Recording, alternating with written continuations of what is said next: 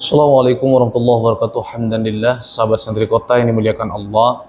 Jangan menghujat Rois Am, pengurus besar Nahdlatul Ulama. Ini tema penting yang akan kita bicarakan pada kesempatan kali ini. Mengapa demikian, sahabatku, terutama di kalangan para santri, kita diajarkan untuk selalu tunduk patuh kepada kiai. Apapun yang terjadi, terutama berkaitan dengan polemik nasabah alwi ini, kita harus tetap menjaga etika, harus menjaga akhlak. Berbeda pendapat silakan, ya. Berbeda pilihan, sudut pandang itu hal yang lumrah dan biasa di kalangan Nahdlatul Ulama. Maka dari itu, saya mengajak khususnya para santri untuk tidak ikut-ikutan menghujat, mencaci maki, apalagi merendahkan. Apalagi sampai lupa bahwa Rois Am PBNU itu sangat dimuliakan, sangat disakralkan, sehingga kita harus tetap menjaga apapun situasinya. Walaupun mungkin kita berbeda pendapat dengan beliau, tetapi kita tetap menjaga akhlakul karimah, karena itu yang diajarkan oleh kiai-kiai kita. Kemudian yang kedua, memang ada fenomena unik ya berkaitan dengan polemik nasab ini. Kenapa kemudian PBNU itu berbeda dengan suara akar rumputnya?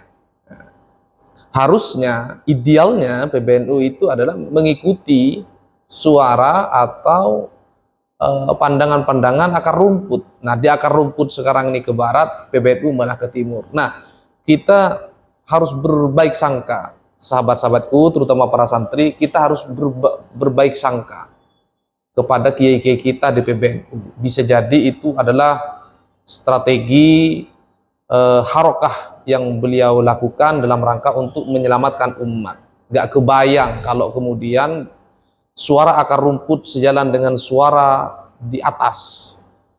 Betapa isu nasab ini bukan hanya sekedar polemik kajian saja, nanti bisa berujung pada konflik sosial.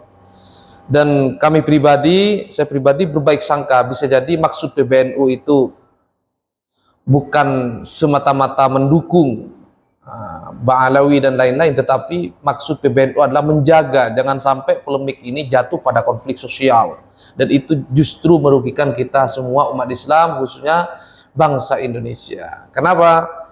Mau mukhibin atau mau yang anti itu sama-sama warga negara Indonesia. Jadi kita berhusnudon aja sama PBNU.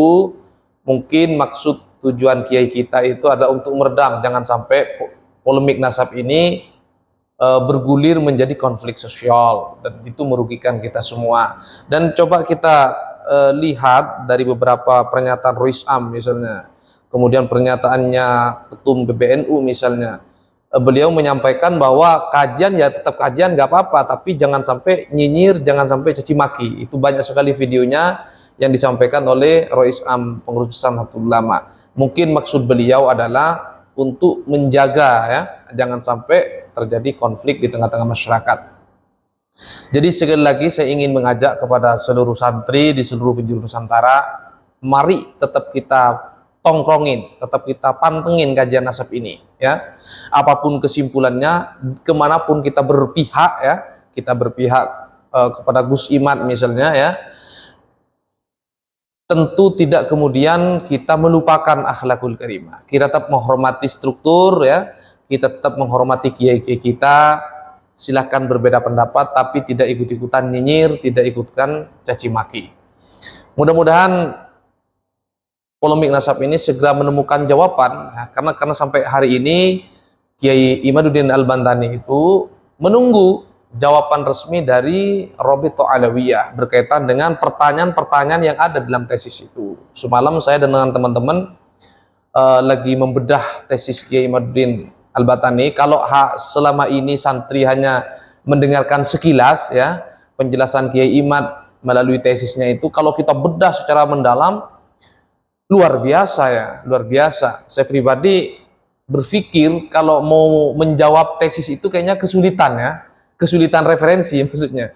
Banyak sekali pertanyaan-pertanyaan yang disampaikan oleh Kiai Imad itu memang sulit untuk dijawab. Maka selama ini orang-orang yang tidak suka dengan Kiai Imaduddin Al-Bantani, yang bisa mereka lakukan bukan menjawab penelitiannya, tapi hanya framing saja. Ya, bicara harus husnudzon, kualat, gitu-gitu aja. Tidak ada jawaban-jawaban yang jelas, konkret menjawab isi pertanyaan-pertanyaan yang diajukan oleh Kiai Imaduddin Al-Bantani. Maka dari itu secara ilmiah, ya, khususnya para santri pasti paham, kalau kita kaji, ya, step by step, satu persatu, kayaknya susah deh, susah membantah tesis itu, ya.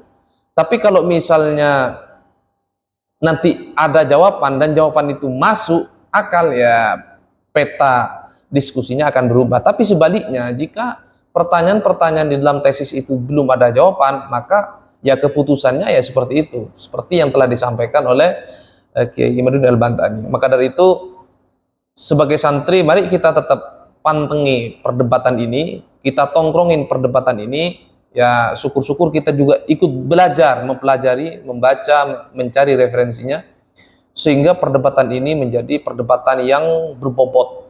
Ya, jangan sampai kita para santri ikut-ikutan nyinyir, ya. Karena apapun alasannya, merendahkan orang lain itu tetap tidak diperbolehkan oleh ajaran agama kita. Mudah-mudahan video ini bermanfaat, ya. Hadanallahu yaikum asma'in. Allahumma fiqh ila qawmi thoriq. Wassalamualaikum warahmatullahi wabarakatuh.